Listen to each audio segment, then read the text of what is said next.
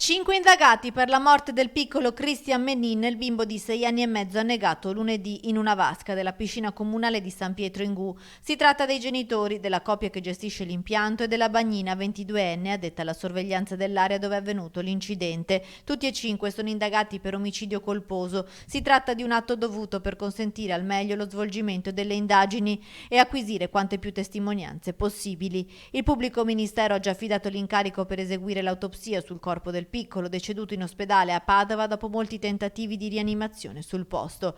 La procura vuole stabilire se ci sia stata una mancata vigilanza sul bambino che si era allontanato da solo dai genitori per giocare a pallone con un amichetto incontrato in piscina. Secondo il racconto del papà, Christian non sapeva nuotare, non sarebbe mai entrato in acqua da solo e senza braccioli o salvagente. Il piccolo allora potrebbe essere scivolato nella vasca, forse spinto accidentalmente, potrebbe aver battuto la testa ed essere svenuto, oppure potrebbe aver avuto un malore. Interrogativi che potrebbero trovare risposta nell'autopsia. Tra i testimoni nessuno ha sentito grida di aiuto, ma il piccolo è stato notato quando già era riverso a pancia in giù e galleggiava in acqua. Il sindaco di Limena, paese di residenza della famiglia Menin, ha deciso di proclamare lutto cittadino nel giorno in cui si svolgeranno i funerali di Christian, annullati i fuochi d'artificio della sagra e indetta una raccolta fondi.